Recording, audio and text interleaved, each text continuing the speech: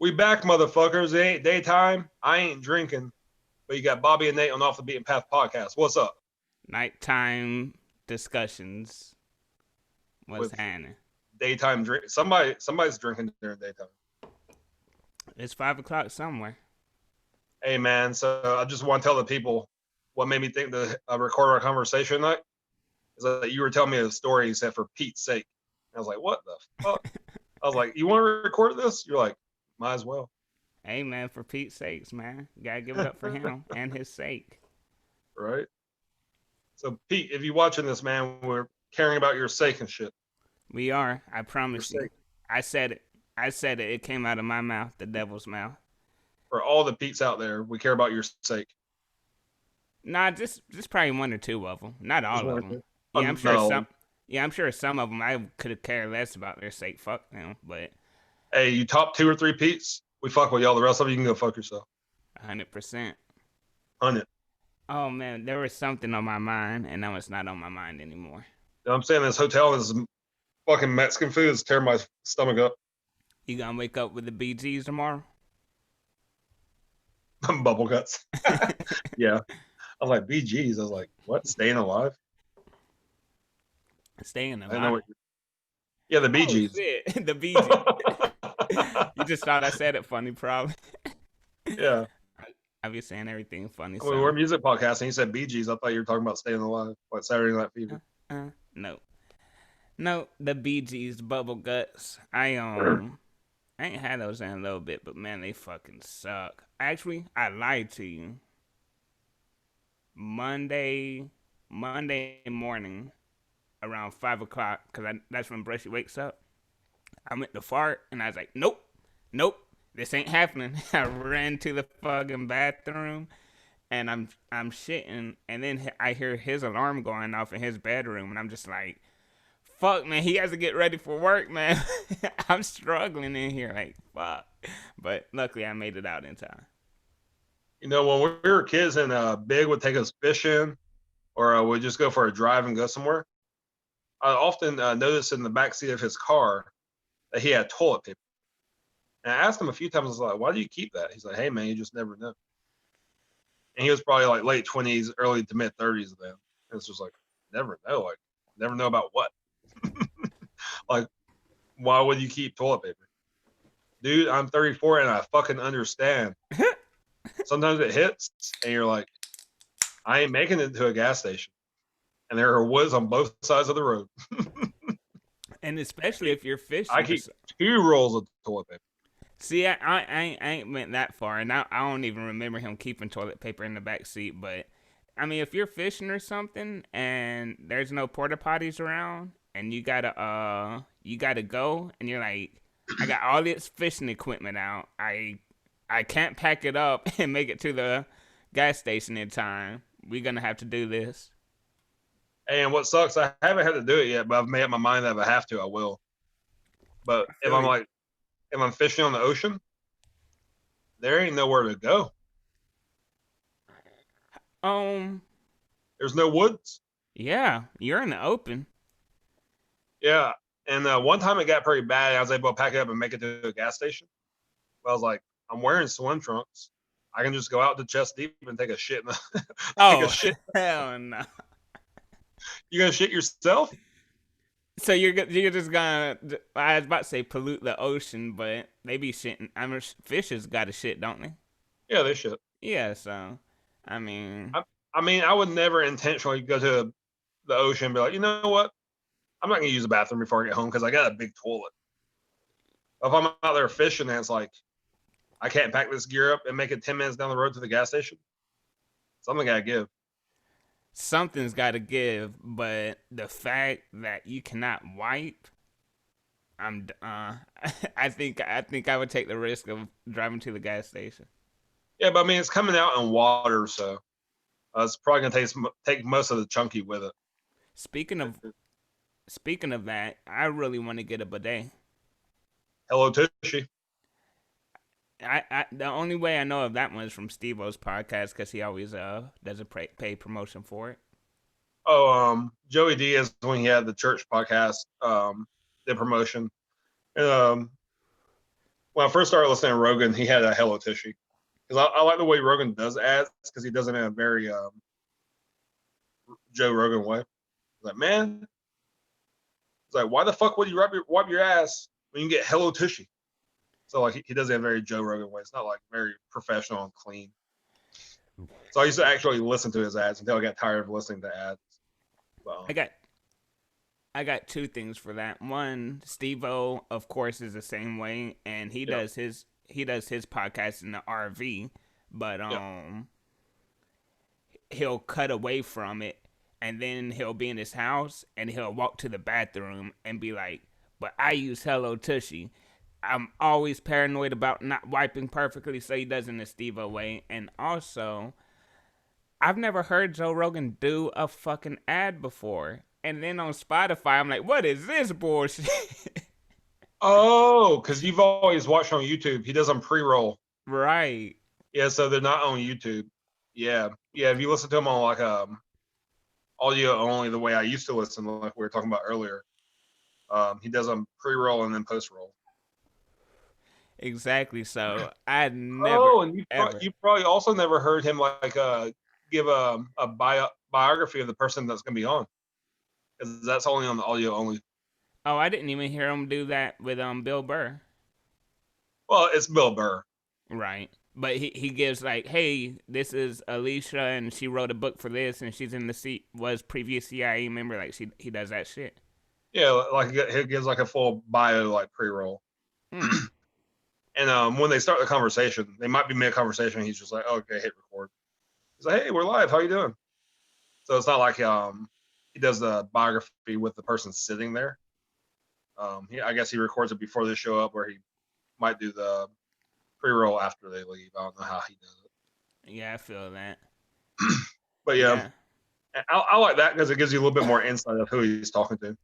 Right. Because the description is not always a full biography. Man, you know the way we started this podcast was you wanted to start a podcast and you were like, "Are you gonna be my young Jamie?" And I was like, "I don't know, maybe, I don't know."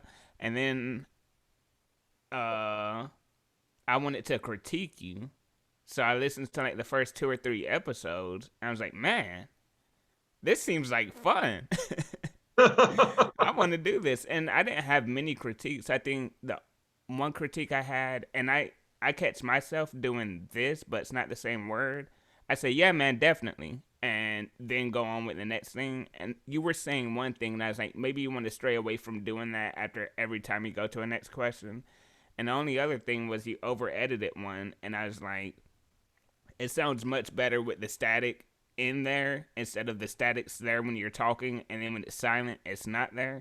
Yeah. And that's the only 2 critiques I had. I was like, damn, this seems fun, man. I want to do this now. Like, shit. Yeah, one other one that makes me want to get away from relying so heavily on notes was when I was still using Skype and you could see both people. Mm-hmm. And I was interviewing Trista Ladon. I remember. And, you're like, bro, you didn't even like fucking listen to her. Like, you were reading your note. And I was like, oh shit, you saw that? You're like, yeah, because then you asked the question that she had already answered. And I was like, oh.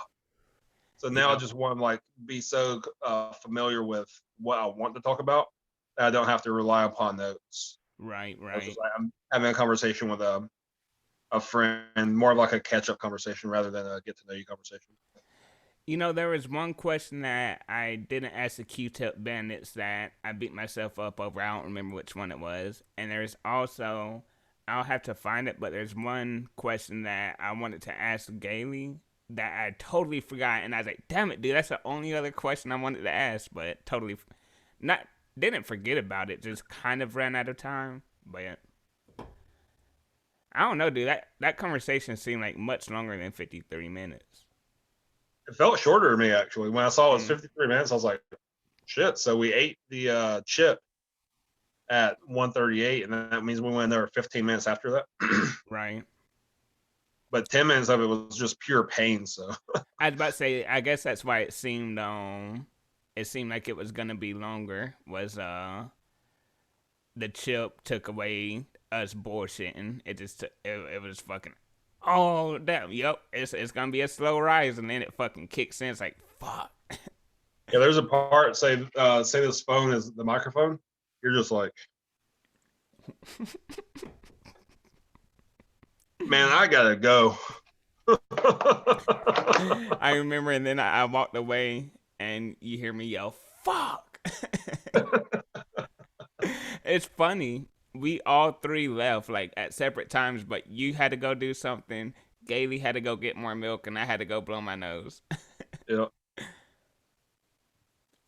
yeah, that was rough. I still wish I would have eaten the whole chip in one go, but But even dude, doing 75% was still rough. oh yeah, 100. Because like I said, I just licked the bag, and it lit my fucking lips on fire. So 75% the whole thing. But I'm telling you, this we talked about this last night on here. Do that fucking chili, bruh. Tell me how that is. Dude, I will. Cause it sounds like it's gonna add some spice. You might have to do this a little bit, but I feel like it's gonna taste amazing, Yep, yep. Mm. and it'll be spreaded out, so it won't just be like one big fucking flame in your mouth. Like you'll be able to handle it. Yeah, me if it works out with the flavor the way I expect it to, I might get some find out what all peppers are in it and try to make my own spice blend that way because I think it's gonna taste great in chili. Um, Let me see. It has Carolina Reaper pepper, Yep. scorpion chili pepper, charcoal powder, chipotle pepper powder, Szechuan pepper, and Szechuan pepper extract. So I'm sure you can find most of those either on Amazon or at your local grocery store. Oh wait, so they have Ghost? No, Ghost was the first one I read. I thought you said Carolina Reaper Oh shit, and Scorpion. I did. No, yeah, it doesn't have Ghost. I could. Oh, Didn't we say something about Ghost pepper? we did, but we didn't read it, so maybe it was just conjecture. Hmm. Okay, yeah, I guess it doesn't have ghost pepper. Wait, is it ghost pepper? Is that what was in your father-in-law's chili? Yeah, yeah, it's Okay. Ghost Pepper, ground Ghost Pepper. Damn, now I'm hungry. You remember that hot sauce that I bought you? What, probably 2015, 2016, because my coworker made it. So many people have given me hot sauce. I don't know. I don't Gotcha. remember. Yeah, I remember he made like a 2 or 3 gallon batch at one time, Mm-hmm. and he got like ghost pepper or reaper pepper extract. And he's like, dude, he's like, for a 3 gallon batch, teaspoon. I was like, what the 3 gallon batch? Teaspoon. Maybe a couple teaspoons, but nothing more than that. I was like, that's crazy. That's ridiculous. And that's just from ghost pepper extract. It was either ghost or reaper. It was one of the two. There's the spiciest sauce at Moe's. I don't remember what it is. I think it's Carolina Reaper. Bruh, what? How? Those peppers are fucking spicy because, dude, that salsa, like, I used to get about 3 or 4 of them because since COVID happened, they stopped getting it in. Dumb, but and just eating one little fucking cup of it, like that big, fucking nose run. It wasn't pleasurable to eat it, to be 100% honest, but I love the spice so much and the flavor, but it was way too spicy, but I loved Have it. you, have you ever seen a Carolina Reaper? Mm-mm. Type it in, and then once you get to the webpage, share your screen. I don't know how to share my screen, but I'll do it on my phone, and I'll Okay, put gotcha. it up to the camera. It's real easy to share your screen. It's literally a button that says share my screen. Well, I mean, I guess I could, but you may not want to see what some. Oh my god, what is that?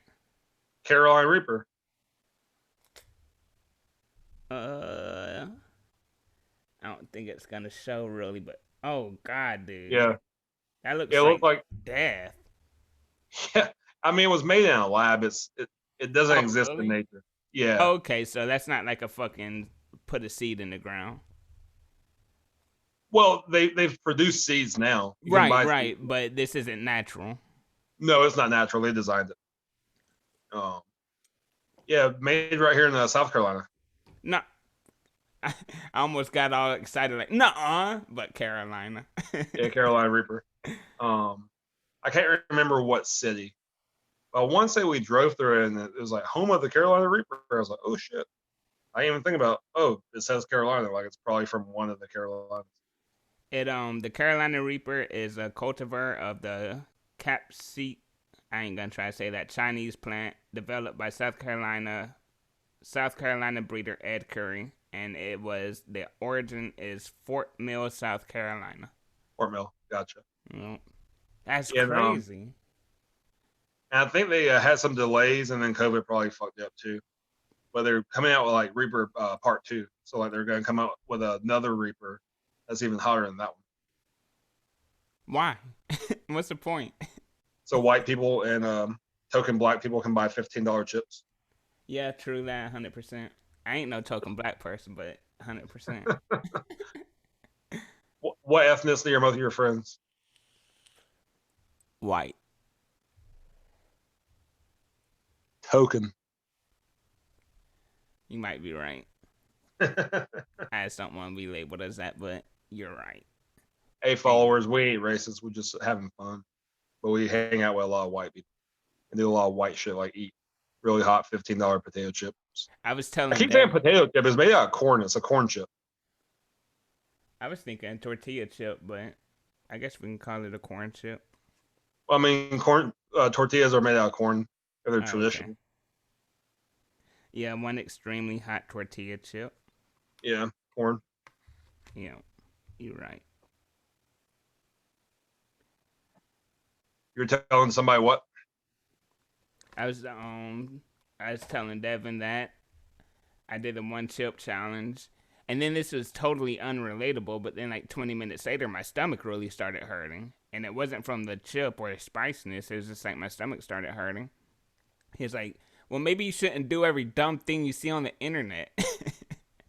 And I was like, yeah. So that correlates with this conversation. Maybe we do white shit like skateboard and shit like that. You, but someone that made me feel like skateboarding was okay for black people was fucking Kareem Campbell. I was about to say Kareem Campbell. Yeah. Dude, he was so gangster with it, and because there was no famous black person that was skateboarding. You know, it was a white male dominated sport, and Kareem Campbell on fucking Tony Hawk's Pro Skater, and then going and looking up like YouTube videos of him. I'm like, fuck, this is what I want to do, and fucking doing ollies in the grass until I could do an ollie. Yeah, man. One thing I'm learning with a lot of the social justice stuff is that representation matters. Like if you don't see yourself in the thing that you want to do, it makes it more difficult to feel okay doing that thing. Not that you can't feel okay. Like if you're the first of your demographic to do a certain thing, it doesn't make it any less legitimate. But if you have a forerunner coming before you, it just makes it simpler. Exactly. You know, like there was black there was black guitarists, you know, you look like BB King and shit like that, but it was all blues and jazz and shit like that. But then you look at Jimi Hendrix coming on the scene. I'm not saying he was the first black person to play hard rock, but it I'm sure at that time it made other black people be like, "Oh, I can play the same shit that, I hear my favorite white artist playing." Like, hell yeah. I don't feel like an outcast anymore. Yeah, and not on like a technical like ability level, but like Jimi Hendrix 2.0 is basically Lenny Kravitz. Right, right. Like what Lenny have felt to be that cool as a black rock and roll artist had he not come after Jimi Hendrix or Prince or people like that.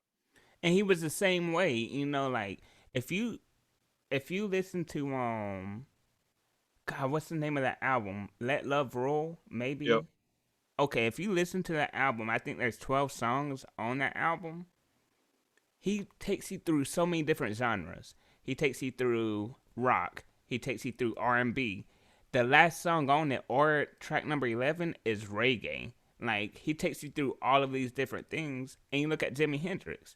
You know, you have fucking blues, but then you'll have like a hard rock. Like, then you'll have, fucking chilled out, mellow, not really blues, not really hard rock, but it's like, so yeah, though Lenny isn't doing crazy shit like Jimmy was, you can't tell me. I mean, maybe because if you're Lenny, then you might be like, I did not fuck with Jimi Hendrix, but you can't tell me that fucking he wasn't a huge inspiration for him as a black man in America Yeah. playing music. And then I'm so used to like a modern like clean cut Lenny. But I saw a picture on Instagram the other day of a 1990s Lenny with big sideburns and like long dreads. I was like, this was a cool dude. Like he looked cool. Like he had the look. Yeah, a lot of people call it the it factor, and he had that aura about him. And then let's go on the opposite side of the spectrum. You got Eminem as a white rapper in a black dominated genre, and you had people before him. You had fucking Vanilla Ice, and you had other people, but he made it cool and he made it okay. So now you got Logic, now you got Token, you got G-Eazy, you got these other white rappers that Eminem paved the way of, hey man, it's okay. You can get respect from this culture as long as you respect it and as long as you're decent. But before then, people shitted on white rappers. Yeah. So I mean, representation matters. Like, and a couple that you didn't name that I'm surprised you didn't name. It might be because of their style of rap, but Yellow Wolf and I knew that. Ritz. Oh wow, I have. Soon as you started saying that, I was like Yellow Wolf, and then Ritz. Like, yeah, He's fucking from Georgia. And you didn't even rep him. not Georgia. He's from Gwinnett, like 25 minutes down the street. That's crazy. But Dude, yeah, thinking man, about Georgia, because I've only ever lived in 2 states. Think about Georgia compared to like even South Carolina. There's famous musicians from here, but Georgia, like from the mountains down to Atlanta, is just off the chain. I say this all the time. Atlanta has been on top since Outkast. Like when it comes to hip hop. Now you can go into other genres but when it's hip hop, Atlanta has been on top since Outkast, because if you go back and watch the Source Awards, I said that funny. If you go back and watch the Source Awards from like fucking 99 or whenever it was, probably earlier than that, people weren't fucking with Outkast. They were like, what is this? What kind of music, country bumpkin music is this? And Andre 3000 famously said, when he accepted an award, he said, the South has something to say. Or the South has got something to say. And people eventually started respecting it. And ever since then, go with the Lil Jons, go with the Ludacris. And now, even in this day and age, the hottest rapper out right now, Lil Baby. Where's he from? Atlanta. 2 Chainz, Future. Well, maybe that from Atlanta. Yes. Young Thug. Do we need to Dude, keep naming them? Dude, you have to Google that. I don't think Lil Baby's from Atlanta. I think you're claiming somebody that's not ours. I'm about to put this on it. Hey, fuck the Carolina Reaper. I know, bruh. I know my shit, man. Don't do this to me. I'll take credit for what credit is due, but I don't think Lil Baby is from Atlanta. I'm gonna fuck up his name, I'm sorry, but Dominique Armani Jones, known professionally as Lil Baby, is an American rapper, singer, and songwriter from Atlanta, Georgia. Dude, you just fucking made that all blurry. Nobody saw that. Yeah, you ain't gonna be able to see it because, oh fuck, I knew something wasn't right. I ain't got my lamp hooked up. But yeah, Lil Baby is from Atlanta. Bro, he raps Atlanta. On one of the hottest songs of the summer, We Paid, he says, 42 Doug is on the song with him, and 42 Doug says, I'm repping the Lions. Lil Baby says, and I'm repping the Braves. Bro, he's from it. Don't. I ain't even drunk. I've had a beer and a half, but I know my rap shit, bro. Yeah, I didn't know that. I was thinking he was from like I I want to say, and maybe it's somebody else. Wait, this is gonna sound ignorant as fuck, but Talk. I've said it more than once. I don't listen to hip hop the way you listen to hip hop. Lil Baby and Da Baby are two different people, right?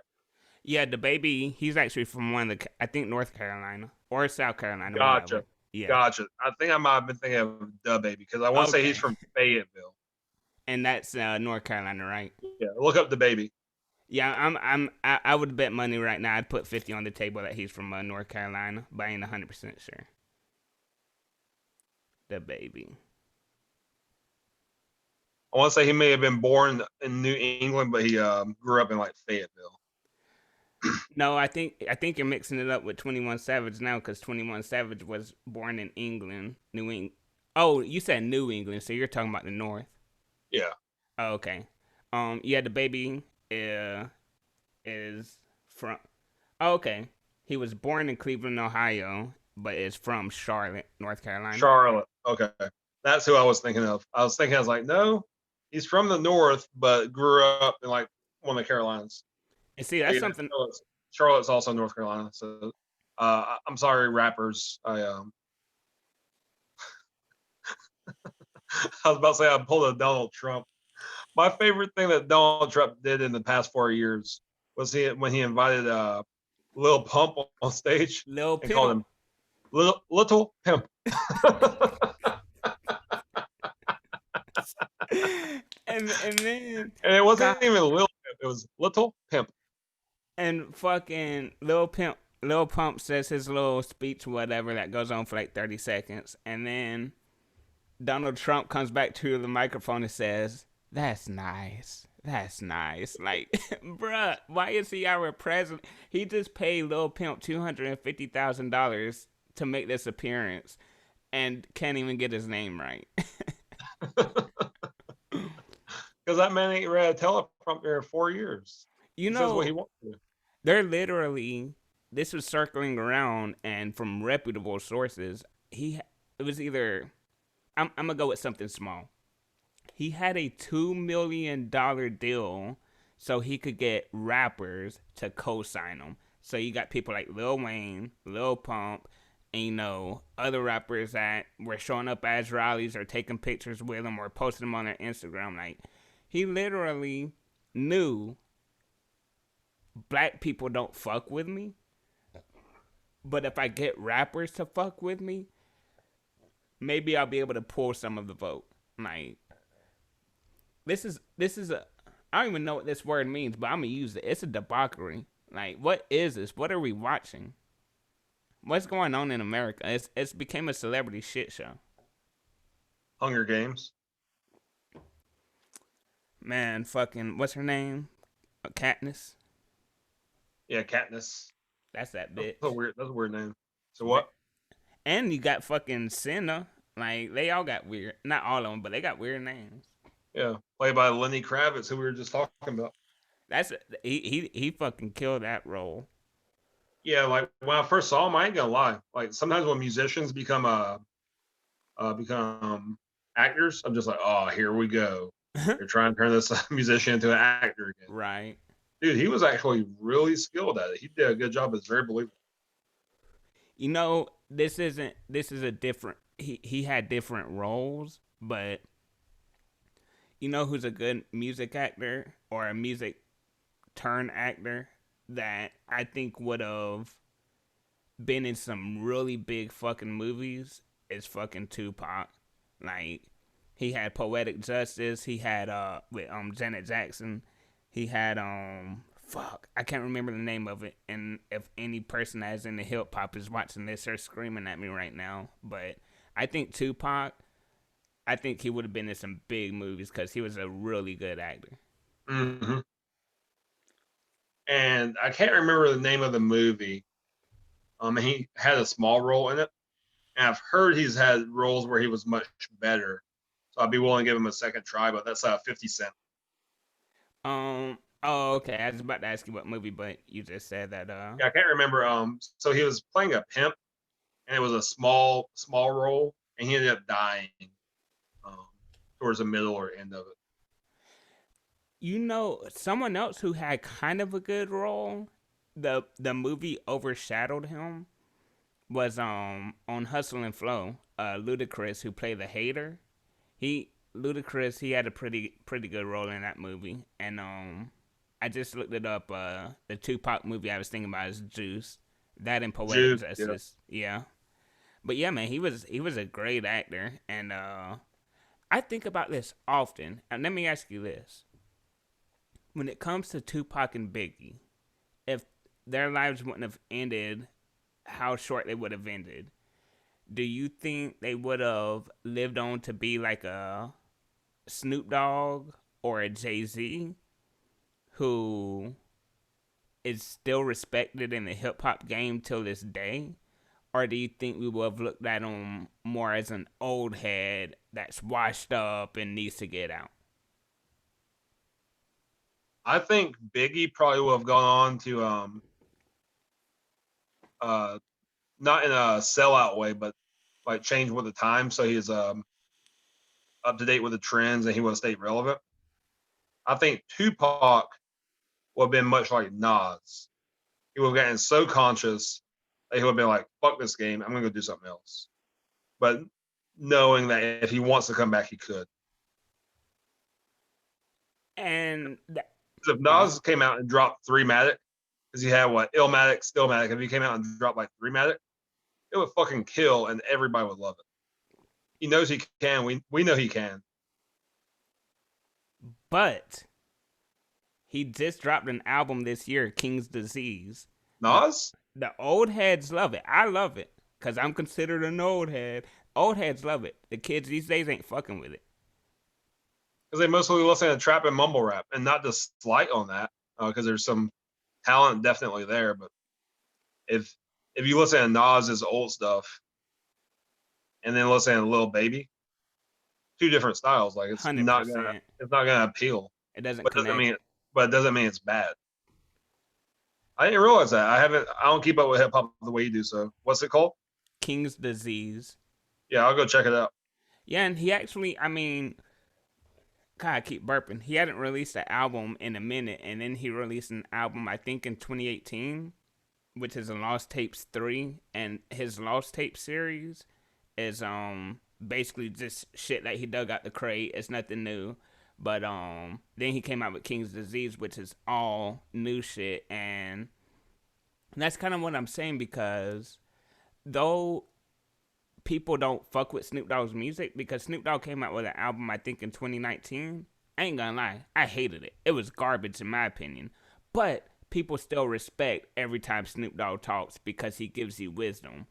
I feel like kind of agreeing with you. I feel like that's how Tupac would have been is man, his music doesn't connect anymore.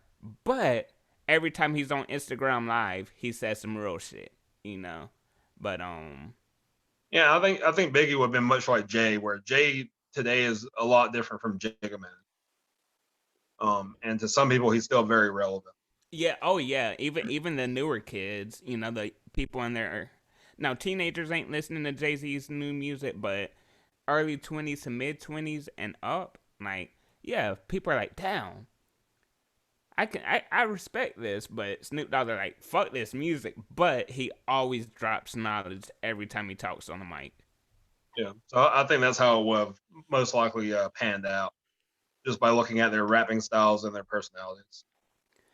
And it sucks because I um I do this with all rappers that were amazing and we count them as legends. So let's go with the Tupac, the Biggie, XXX Tentacion. It's like Macklemore. first of all he's not dead and second of all he's definitely not a legend. Fucking talking about a thrift store and shit. Um no one wants I to just hear wanted to that. fuck with you. I just want to mess your train of thought up. I apologize for that. Go ahead.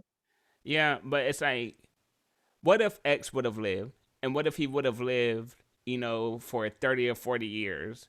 Would he have had that legendary status? Because he was well on his way. But would he have been able to keep it? what would have happened with his case? What would have happened with the charges that he was being charged for? Like, there's so many things that go unanswered, and we can only speculate and what if, but it's not a good thing that they died because we look at them as artists, but they're real people that have real families and real friends. But yeah, it's almost better to what if because I would have hated for X to have been this amazing fucking rapper and fucking does one thing and gets canceled over some dumb shit. Like, I don't know.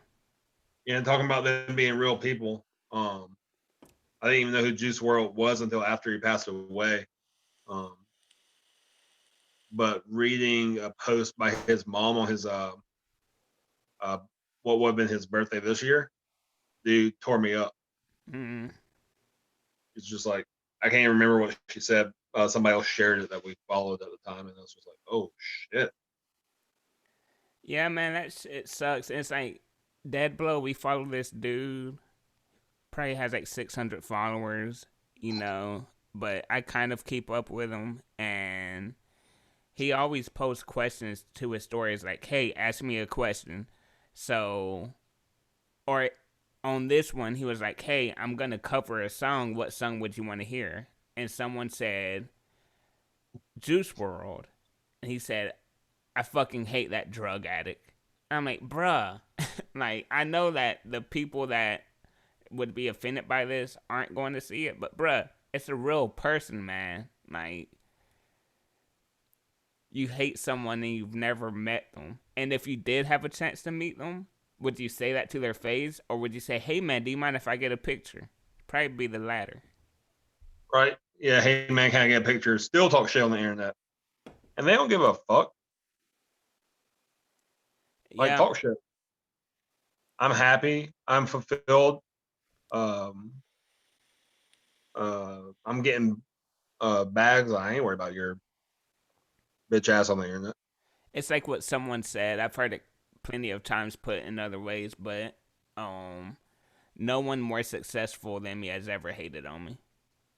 You Yeah. know, like Elon Musk gets hate all the time, but I'm sure that someone that's much more successful than him, they're like, "Hey man, you want to come to my party tonight?" You know, they ain't hating. Like, fuck that dude. He's so, like, and when I say hate, I mean legitimate hate. You know, like maybe Bill Gates doesn't fuck with Elon Musk because he doesn't like that he named his baby a symbol. You know, but legitimate hate, like fuck him, like he sucks, man. Blah blah blah blah blah. I can't stand him. No, if you're more successful, you have no time to hate. Yeah. I saw Gary Vee say one time, Oh my lord, fuck that guy. "You'll I'm like this." playing. Had I not told you who it was, you would like it even more. He said, "There's two ways to have the biggest building in your city." He said, "To tear down all the other buildings that are very similar size, so that yours stands out, or to just build the biggest fucking building in the city." And the thing is, with competition, because there's competition in all different areas of life, but you should approach competition with a way of edifying those in your field. So build them up, talk about them, give them recommendations if you enjoy what they do, recommend their services or their entertainment or whatever it might be, and edify them, talk good about them. Um, and in that way, everybody has a chance to win. And if you just outperform, you outperform. But if you're out there mediocrely, Is that not a if you're, word? I don't know. It just felt weird coming off the tongue. But if you're just out there being mediocre in your performance, and then you're tearing other people down, trying to build yourself up, that's a bad way of going about it. I Yeah. have no idea where I was going with that story, but Gary Vee said that for sure. He says a lot of real shit. I just don't. I just get a bad vibe from him. Like I don't. I don't. I kind of know what it is. I hate how he yells all the time, but He's loud. he's loud and in your face. But he says a lot of real shit, and a lot of shit you can pertain or you can put it into your life and actually use it, especially if you're trying to build yourself and trying to build a brand. But God, man, there's just something about him. I'm like, bruh, I'm getting con artist vibes every time I fucking listen to this dude. Yeah, I think it might just be because he's loud. Like I can't listen to him all the time because his energy is so high. It's like my energy is a lot lower, and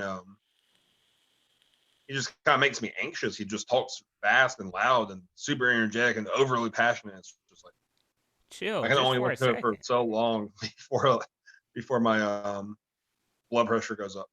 Yeah, just 1 second. Just chill, Like, even when he was, I don't remember any of the conversations. I actually had to go back and watch it, but I've seen 2 interviews with him. One was on The Breakfast Club and one was on Joe Rogan. Like, bruh, he is right here. Why are you yelling at this man? Like, you're not on stage performing in front of 1,000 people. Like, he is right here next to you. I think he's truly excited though. I feel like that's a hard life to live, man. I'd always be drained. There is no way that anything in my life could refill my energy that much where I always have it to give. Because he's given so much of himself out. Like, bro, when do you refuel? Like, who in your life refuels that energy? What in your life refuels that energy? Like, your business? Fucking watching porn? Like, what is it that puts energy into you so you are able to give that much out? And I guess that's also what it is. Like, I look at it as fake. I'm like, are you really that excited? Or are you just putting on a show? Like, if I had a conversation with him, no one else is there, it's just me at his house, is he gonna be screaming at me like that? Or is it just when the camera's on? I don't know, man. I think it's a little bit of both. I don't think it's fake. It's definitely entertainment. Um, but that's to say, like when you go to a play or a movie or a concert, you understand that those people are putting on performances. So it's not that it's fake. It's just it's a performance. It's an act, but it doesn't mean it's not sincere. They're sincerely acting. It's authentic, but the characters are not real. So I think Gary V's performance aspect of it is definitely a show, but it feels to me to be sincere. Um, but then I've seen he has videos where he's calm too, but it's kind of like Victor Wooten said about his bass playing. He's like, I always caution young bass players who are growing up in the YouTube age. He's like, if you got the chops and you got the fast runs and you got the fast slaps, be careful with what you post because you're going to be known for your viral videos. He's like, so post things where you're just being a bass player too, so you can be known for both. Gary V, what goes viral is him screaming and swearing and being loud and over the top. Kissing dudes Wait. on the cheek and shit. But he also has videos where he's very calm. And he's like, you know what? He's like, fuck money, fuck this fame or popularity. The thing that drives me the most is happiness and the 10 people I love that I wake up every day being grateful that they're still with us on this earth. And he's like very calm about it. But those videos don't go viral because, for one, the algorithm doesn't put them out like that because they're not getting quite the interaction. And people aren't sharing them or tagging friends. So, I mean, it's a little bit of both. There's definitely a performance aspect to it. So when the cameras are on, he has to be on. But where was it going? I think it's also sincere. So that's just my thought. I'm not defending him. I don't care what the fuck anybody thinks about him, including you. I enjoy him, but I do have to turn him off from time to time because I'm just like, whew, I've had enough. Hey, it's better than turning them on. Hey. Hey. Yeah, I'll pray for him. I feel like he needs it. I pray for him. Maybe that's what Kanye was doing on Joe Rogan, Praying saying for pray for Gary all the V. people that were like over the top. Like, there's some over the top motherfuckers out there giving interviews right now. Let me pray for them. That was the worst episode of Joe Rogan ever. Because I was so excited. Everyone was so excited for it, and Rogan did not act like Rogan. He got paid. He got paid a bag. And Kanye said, let me talk and do not question me. Yeah, 13 minutes in, I'm like, this is not an interview. This is a Kanye West rant for 3 hours. I can't watch this. I turned it off. There just happens to be someone across the table from me, but yes. Right, it's a 3 hour monologue where Joe might say a couple things. Like I feel like that was the easiest episode that Jamie has ever had to produce because he didn't have to do camera angles that much at all. Right, just leave it on Kanye. Or he Yo, stopped talking, pan back and forth, just make it awkward. exact. That was it, man. I watched the whole thing. It was interesting, but I was very disappointed. Yeah, I can't do it. I ain't mad at you. There's no way I would send that to anyone. Like, there's some podcasts I'm like, bruh, this is an episode you gotta watch. I know you don't fuck with Joe Rogan, but you need to watch this one. But I would not send that to anyone. I don't care if it's the biggest Rogan fan and the biggest Kanye fan. There's no. If you watch it, you watch it. You know, like the End of the World Part 2. I sent that to you and Brushy, and I think maybe Devin, because I'm like, oh, okay, this is something they might be interested in. And Rogan hasn't done a live podcast in a while. Like, this is interesting. But no, Kanye, hell no. I enjoyed it, but I knew that most people that are in my friend group would not enjoy it. So, one thing that came up in the post fight conference with Dana White was, did he think that the main event from this past Saturday's event was a fight of the year? Man, that pissed me off so bad. If y'all don't give that to fucking Zhang Wei Li and her Joanna, bruh, dude, why is he even entertaining that? He Right? entertained it. He was like, man, I don't know, but I think a lot of people forgot about this fight. No, no one forgot about it. No, we're just waiting for the end of the year so y'all can announce it. Oh, that made me so mad. Yeah, I was very confused too. I'm like, why are you entertaining this thought? Like, do you not remember that fight? Did you forget what happened? And he even went in. He was like, I went to like a board meeting in the UFC office, and that fight was playing on the TV, and it was hard for me to pay attention to the meeting because I was watching the fight. And did you see how both of them looked after the fight? Okay, so why are you still entertaining it? Like, I got it like this. I'm gonna post it on my on my Instagram. Fight of the year, that fight, the women's fight. Performance of the year, Justin Gaethje versus Tony Ferguson, and Question: knockout. you watch the UFC more than I do. I don't understand fight of the night and performance of the night being two different things. Why? I think fight of the night is more so like who was the main event? Moreno versus somebody. I didn't Figueredo. know. I didn't know either name. Yeah, Davison, Figueredo. Davison Figueredo. All right. So Figueredo versus Moreno is obviously the fight of the night because they both went out there, pour their hearts out, and didn't quit. Fight of the night, or no, that's fight of the night. Performance of the night, I feel like is more so Gaethje versus Ferguson when Gaethje was an underdog going into it and he just pieced them apart. So I feel like fight of the night goes to one person, or fight of the night goes to both people, but performance of the night is like they totally demolish this person. Oh, so performance of the night is an individual bonus, and fight of the night is a Exactly. bonus for two people. Mm-hmm. Both parties get a bonus. Gotcha. Okay. Yeah.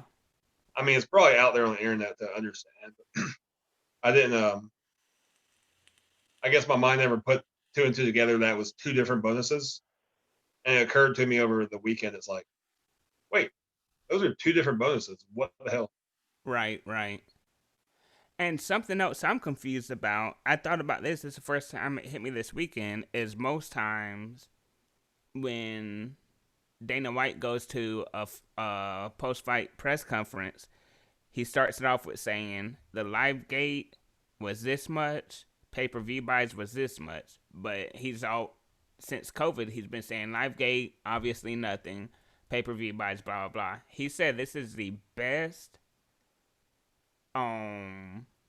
the best year the UFC has ever strived when it comes to making money.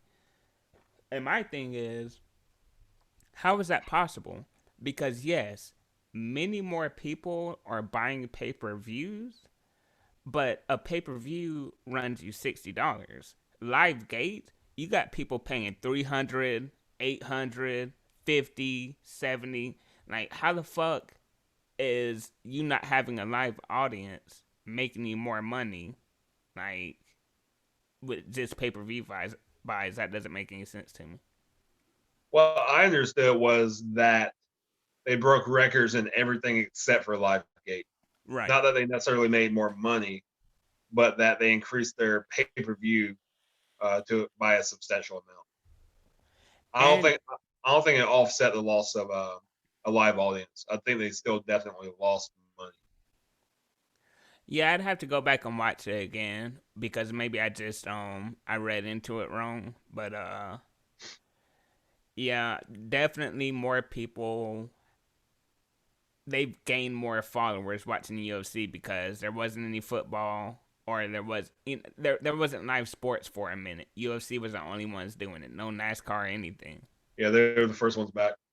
Exactly. So definitely gained a lot of people, gained a lot of fans. Yeah, so I mean, I'm sure with the net, it ended up being less of a loss because yeah, we don't have people here in a live audience. Um, but in the same token, they've also been playing smaller arenas, so the cost of putting on performances is probably less. They probably have less expenditures, less live audience money, more pay per view buys. So they probably did very well. Yeah, I mean, and Dana White, he's a beast. Love him or Maybe we hate should him. invest in some UFC stock. Like shit. I looked it up and I couldn't find them on the stock market, but I definitely looked it up. Are they not on the market? I all I typed in was UFC. I didn't type in Ultimate Fighting Championship, but speaking of stock, I'm mad at myself because Etsy was selling at around 126 or 127 and I only bought like a third of the stock at $50 and now it's up to like 170. So I've made $20. But it's like, damn it, man. I should have just bought the whole thing and then I'd be making more money right now. Well, with the money you made, don't cash in on it, just reinvest it. The only way I'm gonna reinvest it is if it goes low again. Well, if it goes low again, you're not gonna have the money that you made.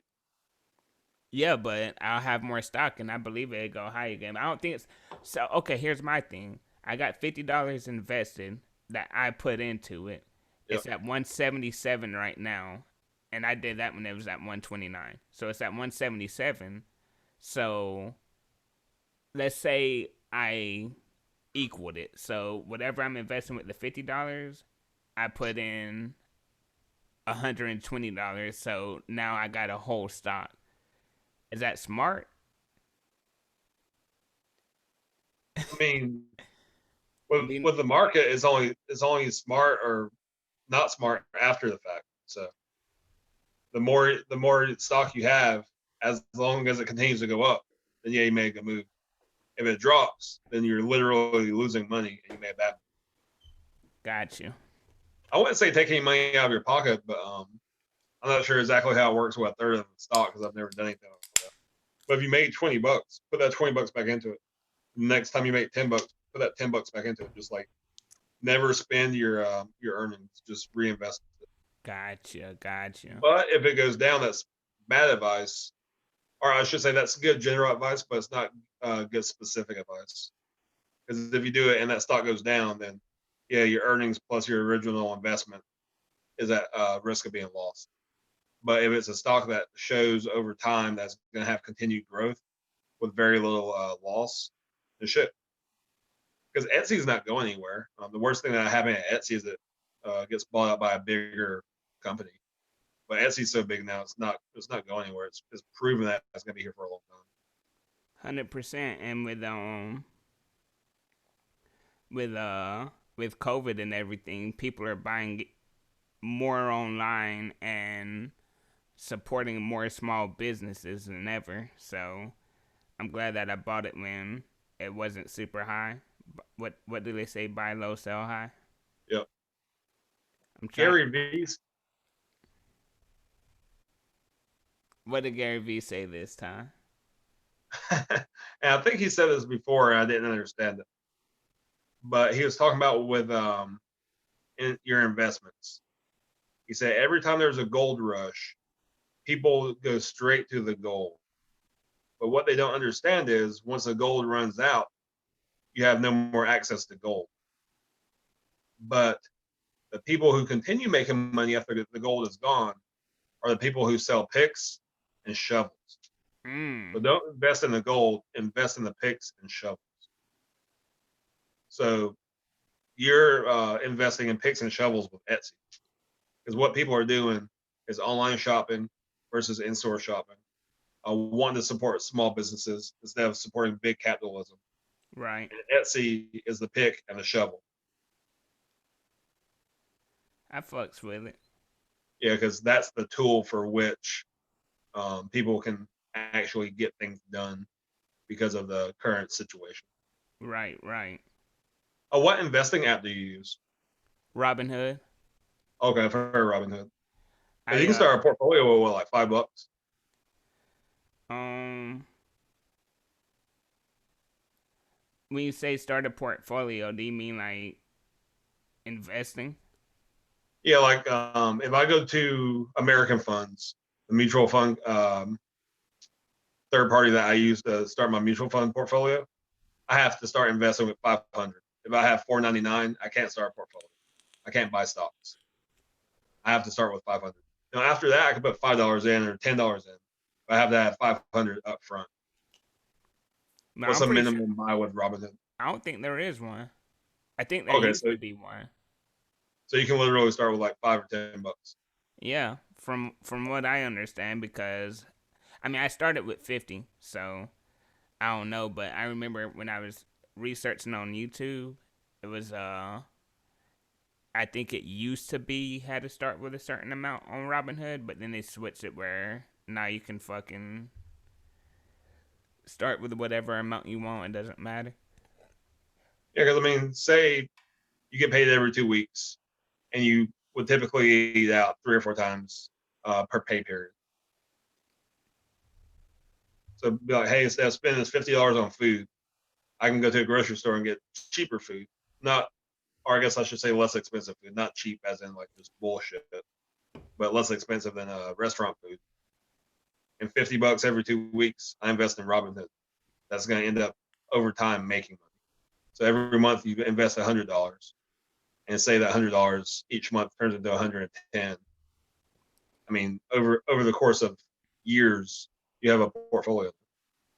Yeah. It's not going to make you money tomorrow. It's not like, oh, I'm going to be a day trader on Robinhood. I can cash out and have 20, 30 grand in the bank in 6 months.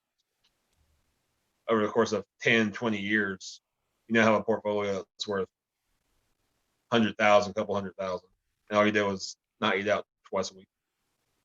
Yeah, I think that's what a lot of people's problems is they're tired of being broke, so they just go for that. What can make me cash right now? But if you invest in yourself and invest in other businesses when it comes to the stock market, then don't look at what's gonna make me cash now. Look at, all right, yeah, I'm still gonna be broke, but when I'm fucking 48 years old, I'll be able to go on vacation whenever the fuck I want to. Yeah, when you're 50, 55 years old, your friends are still working. You have a few 100,000 in the bank. And it's just like, oh shit, I don't have to have a mortgage. All my cars are paid off. So this 3 grand I'm making a month, I literally have $300 worth of bills. I get to keep 2,700 when everybody else is paycheck to paycheck. Exactly, which is what I do not want to be in the future. No, I want to be financially free in my 50s, and that doesn't mean wealthy. That means zero debt. Oh, that's gonna happen. So We just gotta find someone that can make us a label. Um, a label. uh, that's not the word I was looking for. I don't know what word I'm looking for, but something like a banner, like for our podcast, like Off the Beaten Path podcast. Like Like a logo. Thank you. You have your phone out. Pull your phone out. I commented on it, but you never texted me, so I don't think you saw the comment. And I gotta pee. Can I do that, Oh, or yeah. do you want to get Stop off? drinking beer on these shows. You said what? Stop drinking beer when we do this. Bitch, it's called Day Drink Discussions. It's nighttime though. Why are you drinking? Why am I drinking in the Go daytime? pee, Should be the man. question. Fuck. When you come back, have your phone out.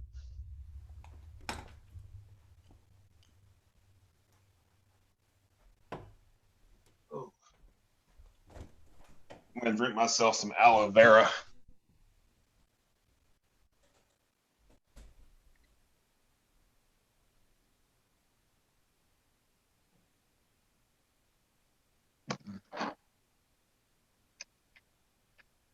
Yeah, heal my insides. Been eating a lot of bullshit. Staying in this hotel up here in Georgetown, South Carolina, South Kakalaki. So drinking me some aloe vera to heal my bubble guts.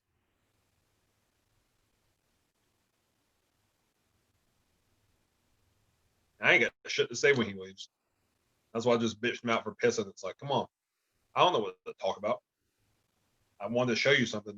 Now you're gone. He always picks very inopportune times to have to go drain the lizard.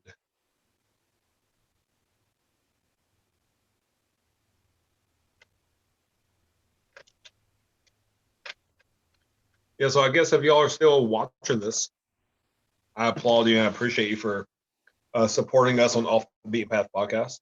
If you're an artist, a band, or you have musician friends that you would like to see on, just follow us on Instagram at Off the Beaten Path podcast and follow us, shoot us a DM, and let us know who you are, and we'll definitely take an interest in that. And he's back. I got to my door and I was about to open it, and it's like, oh shit, I don't have my phone now.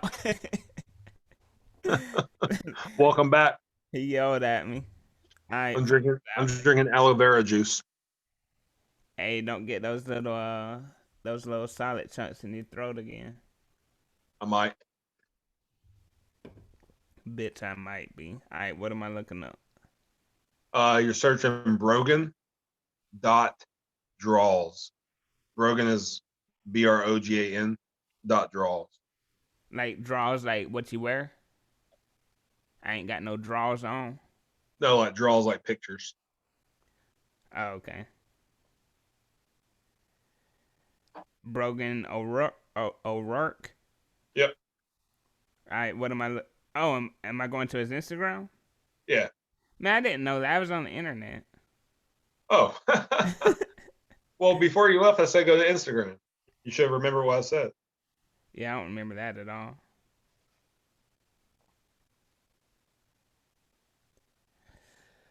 Oh man. All right, Brogan O'Rourke. All right, what am I looking up on him? Oh, I saw you comment on one of these. It was on the wood thing, and you're like, "Oh man, I love that." And we used to do that shit. Yeah, we did. With like corn. I think Brogan is a she. You keep saying that him. I think it's a she. But what about contacting Brogan for our logo? Because he or she does a lot of like nature artwork, and it's really good work. So maybe hire that person to do our logo. Yeah, I'm cool with that. And I got this person they I got this person that I think could do, man, because I'm trying to think, like, because with Brogan, they I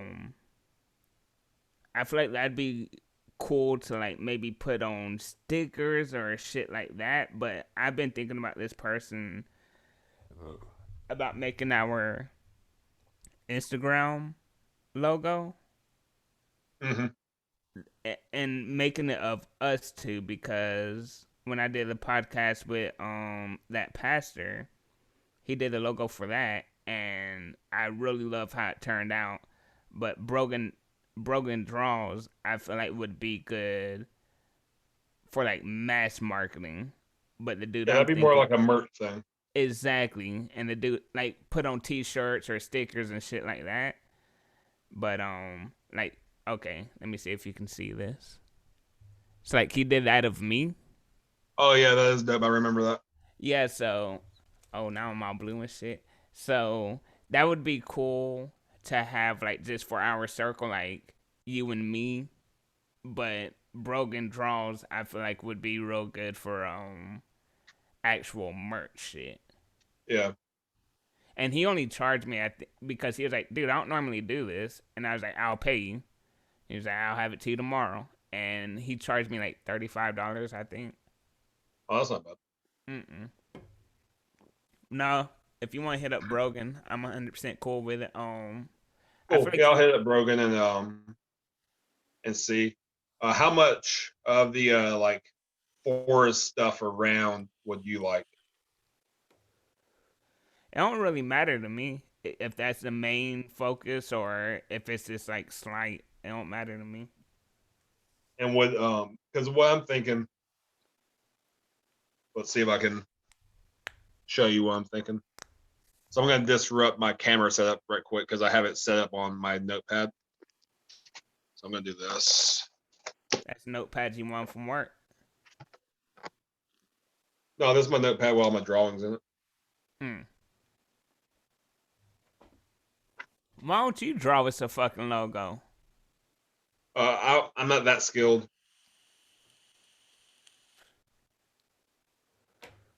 Okay.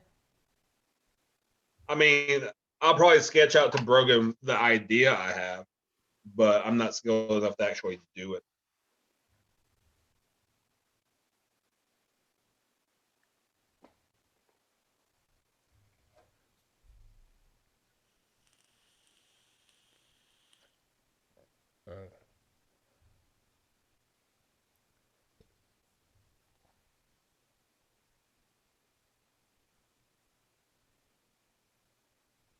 Say something, man. I'm just sitting here drawing.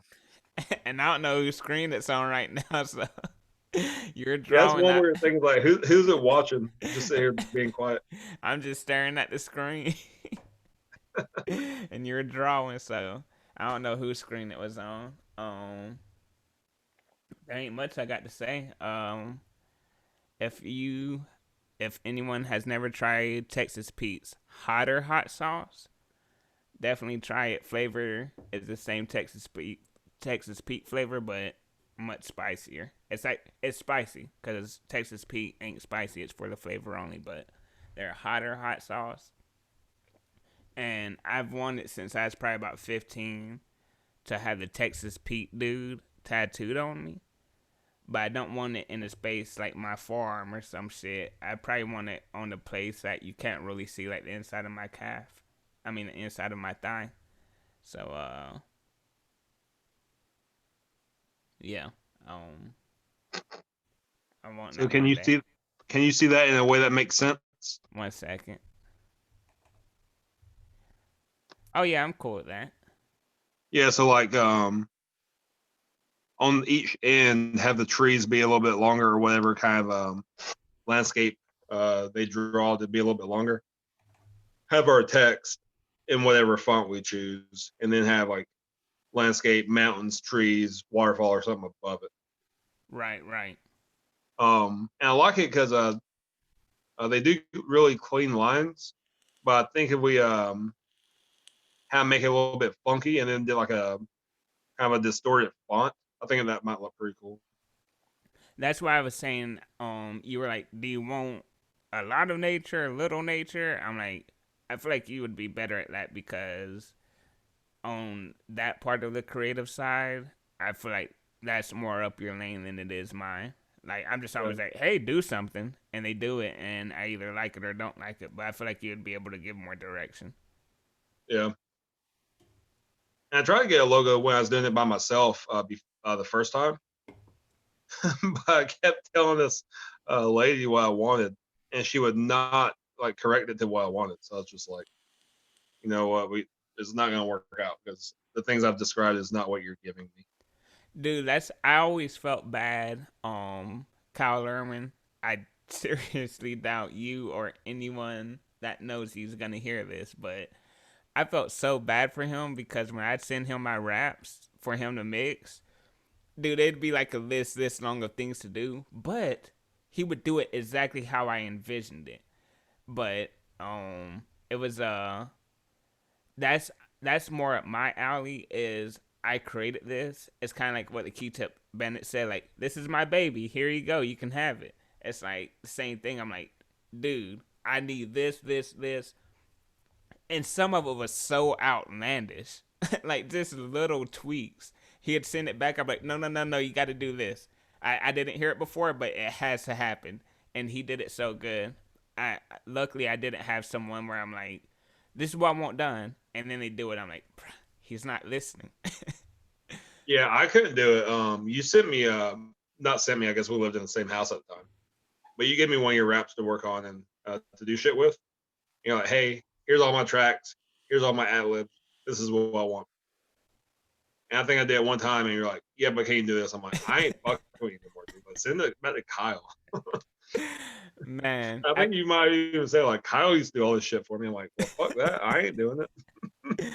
I think the best thing he ever did, and it was something that was actually simple, which is probably my favorite song I've ever done, was it was Brushy playing guitar. I had a beat and I did the beat, and Brushy's like, dude, I could play guitar on top of it. So I wanted it to start off with just guitar and for the beat to build slowly in. And it was so simple, but the way he did it just it meshed so perfectly. And I also remember I said on the second verse, I want the opposite. I want the beat to be loud, guitar to be loud, and to slowly fade out the guitar. He's like, dude, he's like, that's gonna sound horrible.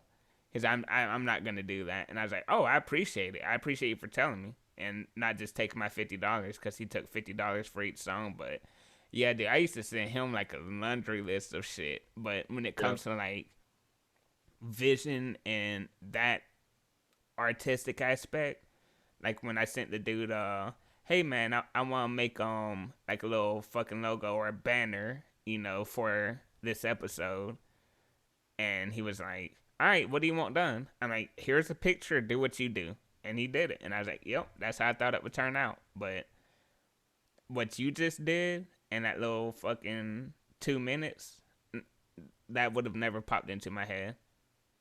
Gotcha. I've also been thinking about it for a while. We just had a discussion. So That's yeah, good. I'll reach out to Brogan, see if they even do commission work, because not all artists will do commission work. Um, if they do, at first we'll go ahead and just get the logo just so we can have it prepared for merch. What would be even cooler is invest, and it'll take some time because it'd be kind of costly. We get really nice pieces of wood, like maybe, I don't know, 1 feet by 2 feet, something big that it would be on the wall, but in the back of the podcast, like you'd be able to see it clearly. It wouldn't just be like, what does that say? Get maybe like some cedar or like some mahogany, and have them wood burn it. So like it's a nice thing in the background that we could see. But I mean, you're talking about probably 50, $60 just for the piece of wood, shipping it to their location, having them wood burn it, and then send it back there. It's probably talking good 150, $200 for that. So Hey, if you don't invest in yourself, no one else is gonna invest in you. yeah, I'm just saying it won't be immediate. I'm not gonna spend whatever it would take tomorrow.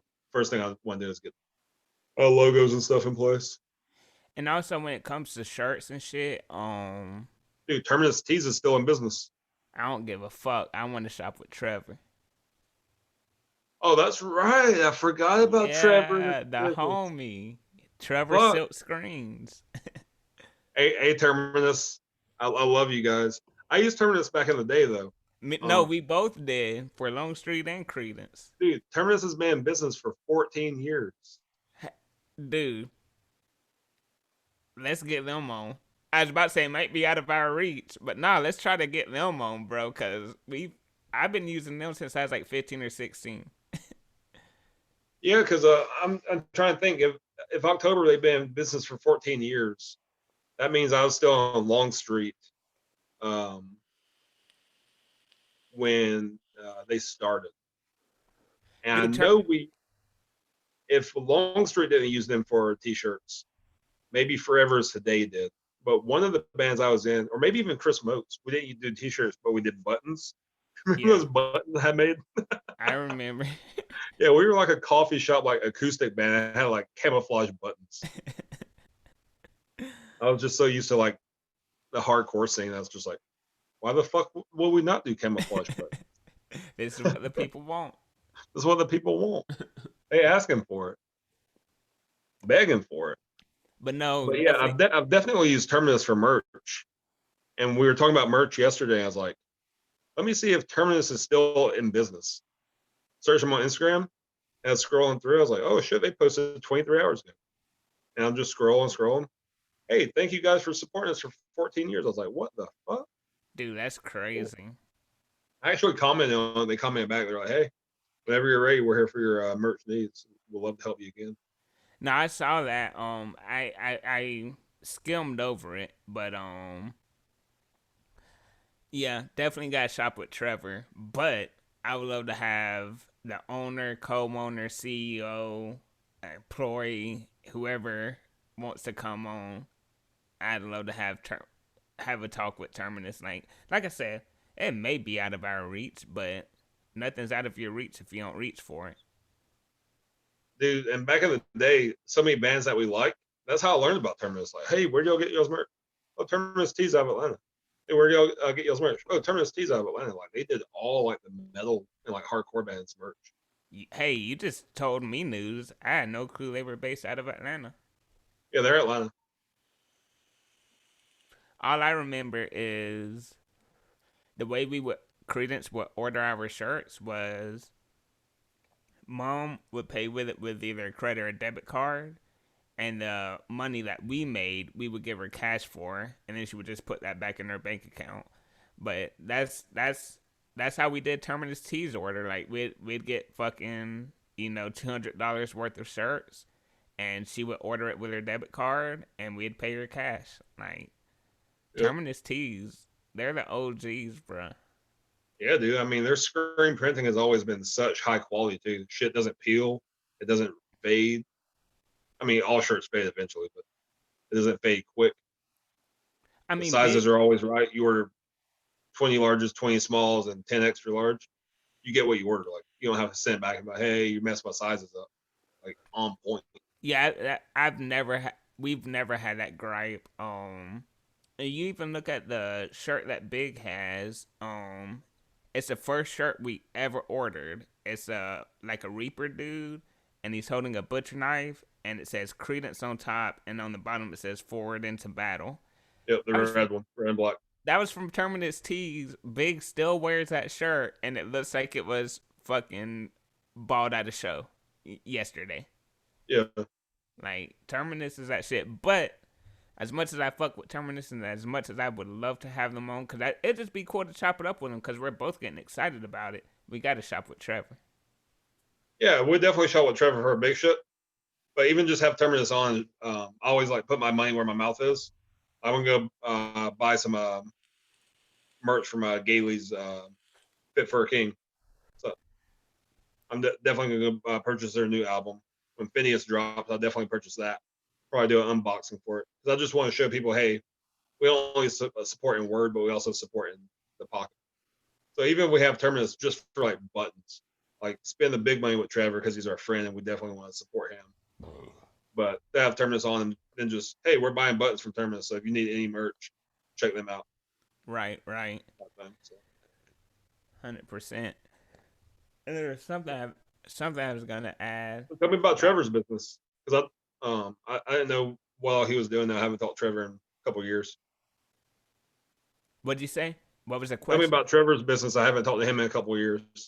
Oh, I mean, he works. I mean, he's been working in screen printing, at an early age, but now he's at a bigger company because he was at like a kind of like a Wasabi is for me. He was like at like a mom and pop store, but now he's moved to a bigger screening company in Duluth, and he does shit for like schools and printing their fucking jerseys or cheerleading outfits or whatever that is. But luckily, his bosses are nice enough to like, hey man, if you get, bands, like that's all your money. Whatever you make from them, that's yours. You can do that on the side as long as it doesn't affect what we're doing. Well, So that's good because he did y'all's t-shirts. yeah, he's done all of our t-shirts. And I mean, it's good. It's good quality. He knows what he's doing. He's been doing it for a long time. So I could see him actually taking off and doing it full time, but it just depends on if he's business savvy. But even if he's not, it's like he's able to pay the bills with his normal job, but also on the side, he's able to make extra money and shit. So, and he's a good guy. He fucking he'll treat you right, like, and it's good quality. And Oh he'll yeah, tell you one more thing. He'll tell you in a heartbeat, like, bro, there's no way I'm gonna be able to do this. Like, you gotta do this different. You gotta do that different. Like, he ain't gonna just make a shitty shirt and be like, all right, you owe me $250. Like, no, he'll be like, no, yeah, we gotta make these that's what you changes. asked for. Right. Yeah, and that's what I say about customer service. People, if y'all are in customer service, keep the customer's best interest in mind, and you will make money. If you're looking to make money in spite of the customer's best interest, they're going to shit on you, and you won't last very long. Whether you're working for somebody else or you're working for yourself, keep the customer's best interest in mind. Don't be an asshole. You're set. That's why Yelp reviews is looked at as a meme, but the basis of it is true. People are going to spread bad news way faster than they're going to spread good news. So if Trevor pleases 10 people, then maybe two of them are going to be like, dude, you got to go to Trevor. But if he does bad service with two people, they're going to spread that to 15 people. Yep. So, yeah, it's all customer service. Like, no, don't fucking if you keep the customers, as you just said, if you keep the customers' best interest, or yeah, if you keep their best interest, then you're going to keep people. But if you don't keep their best interest and you're like, yeah, I can print that, and you know it's going to turn out not the quality that you were known for, then that person's going to go shit on you to fucking 10 other people. Yeah. Or if that merch is seen, oh, where'd you get this from? Oh, I got it from this business. Ooh, I ain't going there. Exactly. Yeah. What you ate Mexican today, right? Or tonight? Yeah. Was it good? Fantastic. Do you want Whoever to know? comes to Georgetown, South Carolina, Los Aretos on Church Street. Do you want to know how I know it was good before I even asked that question? How? Because you didn't mention that it was good. But if it was Oh yeah. shitty, one hundred Like, percent, you would be like, dude, this Mexican food I had was horrible. You did say your stomach's a little fucked up from it, but you didn't say, dude, it was so greasy and nasty and just, no, I knew it was good before I asked that question because you didn't tell me it was bad. dude, for $25, I got so much fucking food. It was ridiculous. How? Okay, here's my question. I'm pretty sure I already know It the was answer. good. How are you with leftovers? You eat leftovers for maybe 2, maybe even 3 days afterwards, right? It depends on what it is. Pasta, no. Everything else, mostly, yeah. Dude, I'm not gonna name any names, but I can think of 2 people off the top of my head, no matter what it is, will not eat leftovers. And I'm like, bro, you're wasting food. I'll go out to eat with them. And be like, hey, you gonna finish that? Nah. You gonna get a to go plate? Nah. Alright. I need a to go plate. I'm gonna take their food because they ain't gonna eat it. Like, I don't understand. I didn't know it was a thing, but there's people out there in the world that do not eat leftovers. Dude, legit, when I would work out with Sabi, like when you had to take off and I would work for you, and I'd be hanging in the back with the guys, the cooks, and whoever was serving would like bring food back. I'll feel legit like eat off those plates Me because too, people would man. spend 40, $50 on sushi and not eat the whole roll. And when I say not eat, they wouldn't touch half of it. They would get two or three entrees and they wouldn't touch it. Like it looks untouched. Like the way it went out is the way it came back. And I was like, I'm fucking eating that.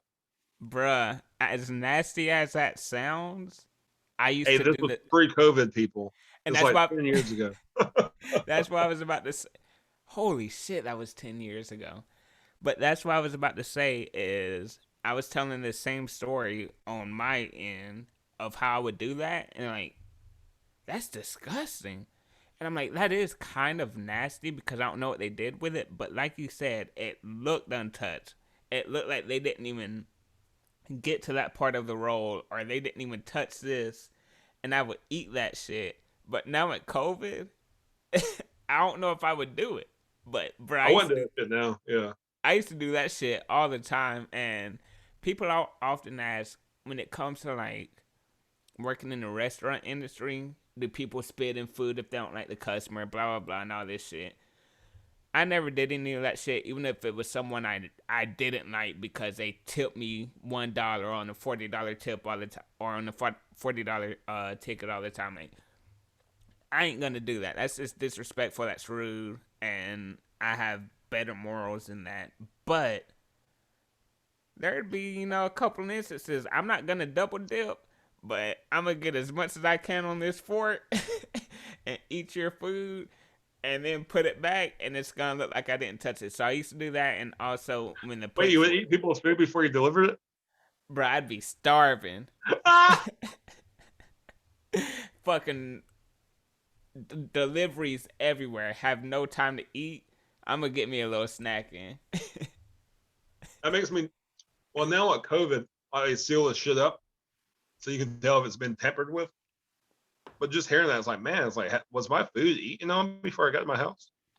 And I did have enough respect because it's still rude. It's rude at the end of the day. You're eating someone's food that they paid for.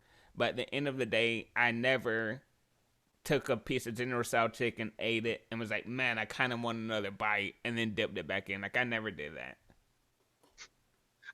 But one bite. That's awesome. They're not going to know. But on the other subject, yeah, they send food back and it wasn't touched. Even boss would come in and be like, hey, boss, you want some of, hell yeah, I want some. I want all of it. I'm hungry. I know we're about to get off, and out. 1 second. Oh shit, I was struggling. I don't know if I got a you've. question though. Oh, talk to me, baby boy. What's harder, Jill and Mr. Carter? I think Mr. Carter. I think when it comes to him, Mr. Carter's harder. I think if it was us in jail, then jail would be harder than Fuck, what man, he is. I ain't built for jail. Why do you think I obey the law? Not because I think the laws are good, but I ain't built for jail. I think we're both built for jail, which I pray. Like, I really pray none of us ever have to go through it, even if it's just 2 nights in a holding cell. Pray we never have to go through it. I think prison is what we're not built for. That's where the real fucking thugs are at. That's where you gotta that's where the politicking is at. But I like my freedom. no, me too, dude. Like, I'm blessed. I am blessed. Like, I fucking gave $5 to a homeless man last night. Did I post it on social media? Did I fucking film him? Did I make fun of him? Did I belittle him? Did I show that I was doing a good thing? No. I wouldn't have told anyone if this conversation didn't arise. But I like my freedom. I I am so blessed just giving the $5 to him and how thankful he was for that $5. I'm like, dude, I have it so good. Like, I am so blessed. So to have my freedom taken away from me like that, I would be I would be like a spoiled white kid that doesn't get their Ferrari that they asked for on Christmas Day when they turn 16. I would be like, what is this? I am in a jungle and I am from the suburbs. So I was telling Wendy how weird our lifestyle's becoming that we're going to record every conversation, or we're not talking about like intimate family shit. You want to know what she said? She's like, What's "What up? device you gonna use?" I was like, "What do you mean?" She goes, "I use my laptop to go to sleep. Y'all talk real late." I said, "My phone, baby. Like my phone's good enough for day drinks. Like I'm not gonna take your laptop." Right, right. Yeah, we need the laptop for when we actually have guests on, but yeah, phone, tablet, what did you call it earlier, notebook or whatever. Then yeah, we straight. But we got on this conversation because I was saying something, and then you said, "What's hot, Adele and Mr. Carter?" But I have no idea what you're talking about. I was a dickhead. you were. I was talking about. You It know, just it's blows. It blows my mind that he pled guilty though. it doesn't blow my. Actually, yeah, it does because he has money. So the fact that he didn't try to fight it in court, but his lawyers probably told him, "Hey, we can fight this. We can win it. But chances are, it's not looking good." I that's what it seems like happened. Yeah. But go ahead and finish. Just thought we'll vamp on it if we need to, and then I'm gonna hit the sack. I gotta wake up early. All right, that's another episode of Off the Beaten Path podcast. Day drink discussion. Stay black, don't be whack. Because I have no clue what I was gonna say because Bobby was a dickhead. Hey, motherfucker, that's what I do. I'm a big brother. I just big broed you. I'm okay with that. It's better than Lil Bro and me. Oh, did I say it wrong? Yep. I meant I love broed you. Like I was an asshole because I'm older. Yeah, I'd had to fight you on that one, but if you big broed me, I'm like, okay, that's cool. But Now if you little bro me, then nah, we might have to have some words with that one. it is weird that we're both in our 30s now. It's beautiful, man, because honestly, I'm gonna be 100% real. I wasn't sure if I'd make it here, You're and 30? now that I'll say when I got about 28, I'm like, I got a long life ahead of me. Like, I got a long, beautiful fucking life ahead of me, and I can't wait. And now that I'm 30, I'm like, this is amazing, and I love life. But, You weren't that wild though. bruh, I was in situations, just dumb situations, driving with drunk people, driving drunk, just dumb situations where it's like I didn't care, but I did care. I love life, but I acted like if you would have been on a fly on the wall looking in, it's like, bro, you trying to die? Like you just really don't care that much, like, and the fact that I did make it here, it's like, yeah, it's beautiful, it's amazing. And I'm not, I don't have that carelessness anymore. I feel like I used to not fear death, and I don't like that I do now, but now I fear death.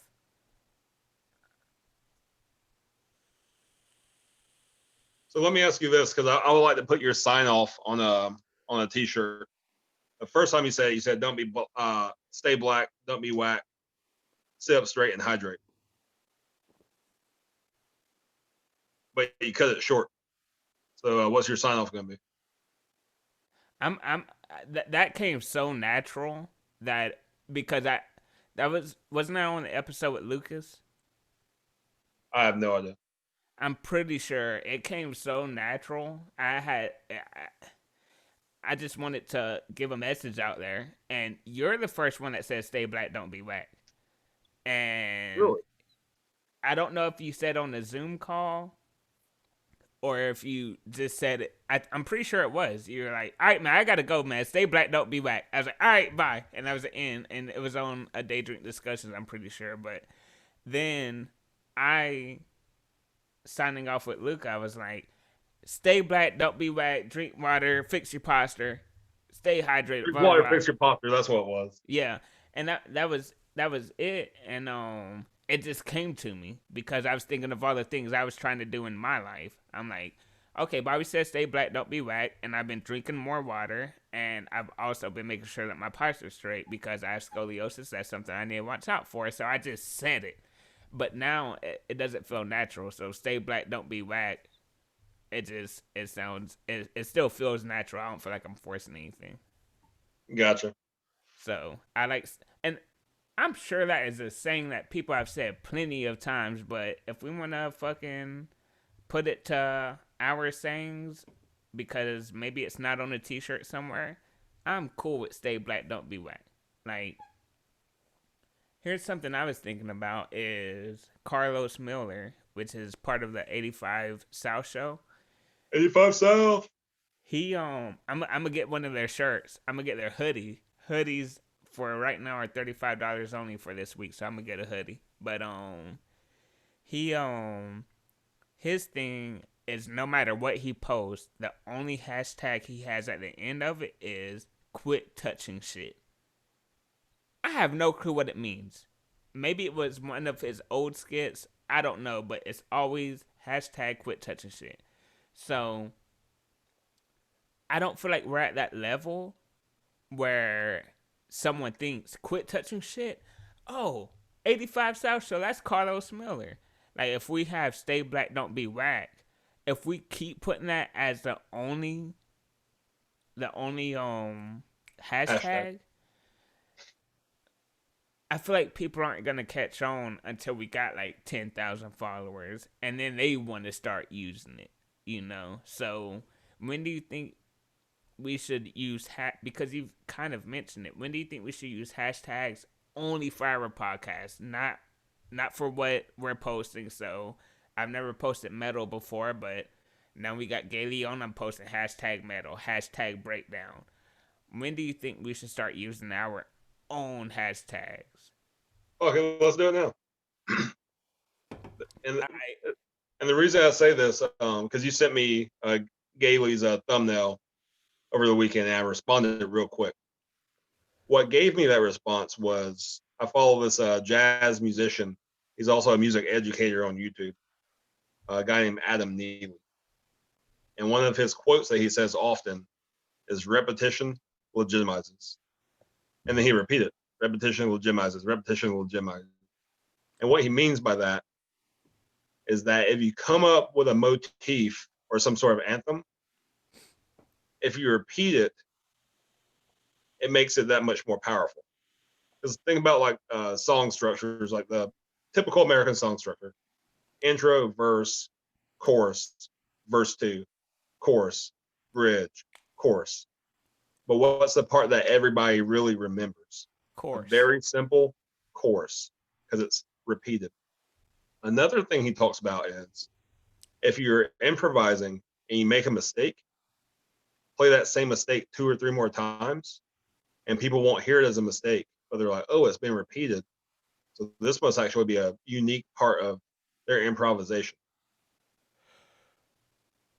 So when you sent me that and you're like, hey, should I use this? It looks a little bit off. Or should I use this? It looks a little bit better.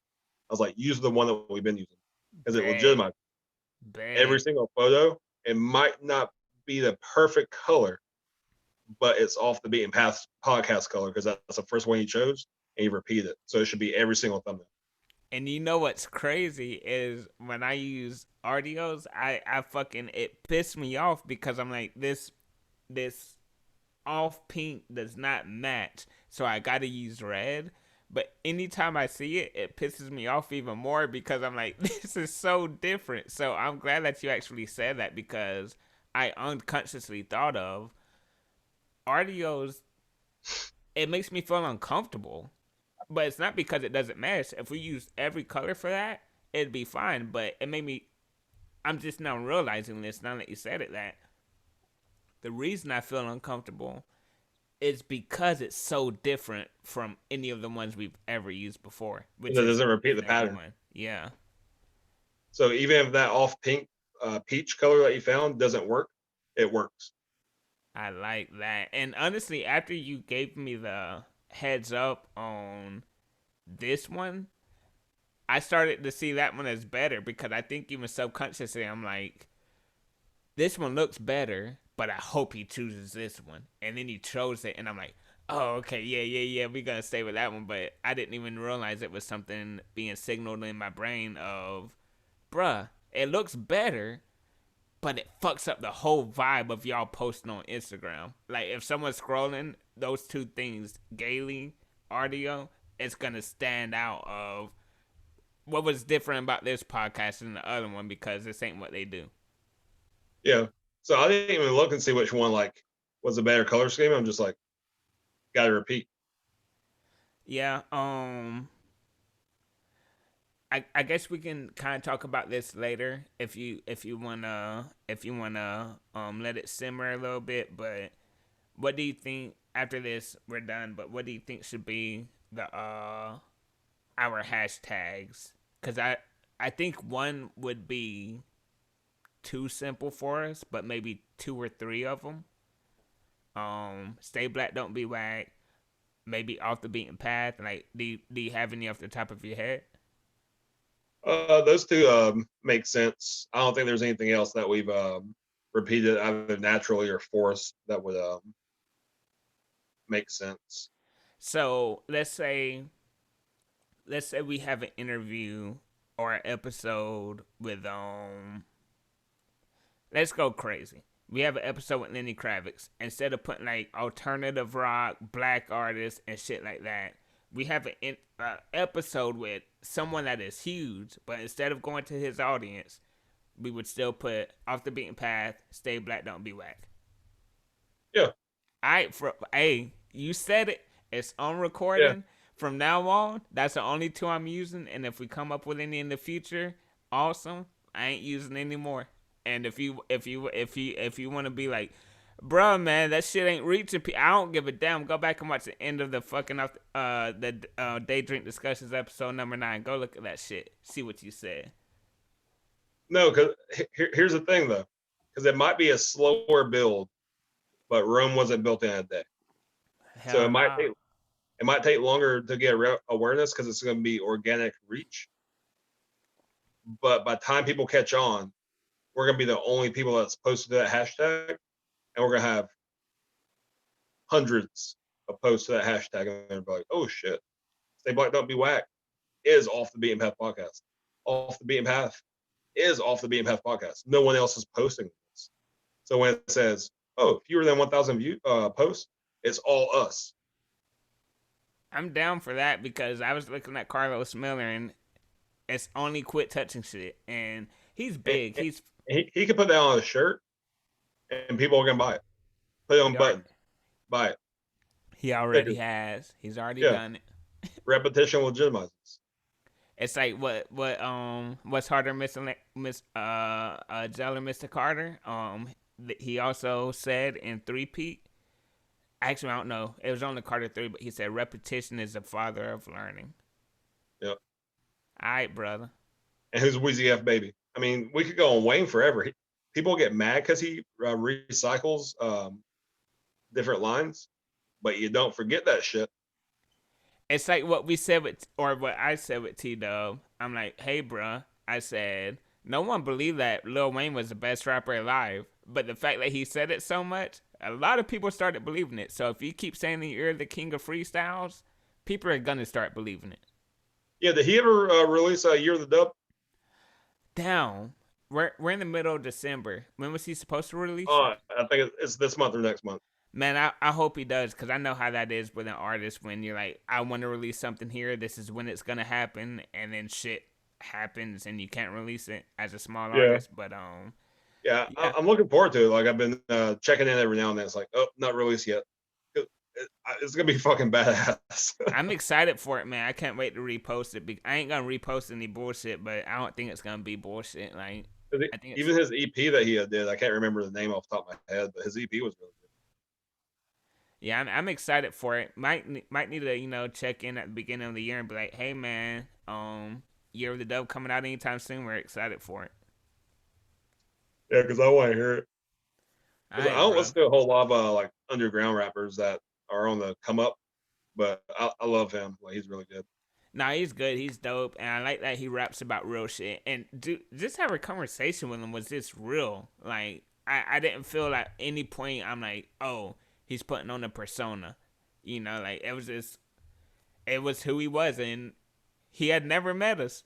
Like it was just real shit, and I fucks with that. Like because that's what it is with rap is with the rap. It's like, are you really living what you're saying? That's why I never in my raps I never want to bullshit. I want to either live what I want to say what I've seen or what I've lived through. So maybe I haven't lived through it, but I saw it, so I'm gonna rap about it. Yeah, I think that's always with music because like if you look at books and movies, there's a greater degree of fiction, but in like music, if you say it, people assume that you either witnessed it or you did it. And even if you want to go like fucking off the wall with like someone like Eminem, it's obviously that in his first three albums, Slim Shady, Marshall Mathers, Eminem Show, it's obviously he wasn't living through all of that. He lived through it, but he exaggerated some of it. So I'm Yeah, okay but with exaggeration and a little bit of fiction, but at the core base of it, nah, bro, I'd really lived through that shit. yeah, no, like with him and others, it's like Wayne when he talks off the wall shit. You're like, he hasn't really done that, but Ever. it sounds cool. So when it's purely fiction, it's like, okay, I dig it. But when Right. it's like, did he really do this? Like, why are you putting on this show? Why are you trying to do Exactly. something that you haven't done? And it's not necessarily a positive thing. It's not like you're trying to be better than what you are. It's like you're trying to be grimier than what you Yeah, I feel like Wayne was able to sell people because he was able to paint a story of something that a lot of things he's probably never been through, but was kind of obvious. But then you got people like Lil Baby that paints the picture, and it's like, I feel like he's been through everything that he says, but then you got other rappers where it's like on the fence, and that's where those people don't have big careers. Is it's like I feel like they're putting on the show. I feel like they're putting on this persona, and that's not really who they are. Like Wayne, it's kind of obvious. Okay, yeah, he ain't killed 8 people in one day. Lil Baby, it's like, yeah, he probably was trapping crack to his auntie. I believe that. And then you got the people in the middle where it's like, no, you're just faking it, and I don't believe you. It's all about are.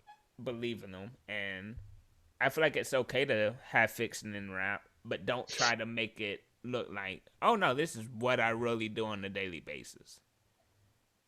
People are Stay gonna be black, able to. Don't be whack. Love drink you, water. man. Fix your posture I love you too. and make your Send bed me every morning. Like damn, like fuck. Look, just make your bed, man. It ain't that hard. What do you want me to send you? send me instructions on how to screen record. Um, and I'll start posting like reels and stuff to Instagram too, so it's not all on you. No, I ain't gonna have you do that, man. I Why? I have a globe. Um, I just realized I turned my phone more than I was supposed to. I mean, You're computer. ridiculous. Um, because you already do the follow shit. Like I, I don't I mind feel engaging. Like, I like the engagement. What I don't like is posting, but I don't mind doing it every now and then. nah. Well, first of all, it's on my phone, so I just fucking I just pull the menu down and the screen recorder is there. I feel like you would actually have to download the screen recorder, and I can do that. I mean, I need to be more on top of it. I haven't thought about that today. I was like, damn, I ain't posted a little screen recorder in a while, but I want to do the reels with the one chip challenge. But no, I don't want you to be in charge of that. Like, I want to be in charge of posting to YouTube, doing the timestamps. You do the follows, and I be the one to post to Instagram. I'm completely cool with that. All right, cool. All Well, right, man. just give me a Daniel Gailey reel tomorrow so I can continue engaging with his people. Um, if you don't see it posted by about 5 o'clock, send me a text to remind me. All right, I'll be off around 7, so I mean that too. If you yeah. want to do 8, 7, whatever. Peace. All right, love you, man. Peace. Love you too. And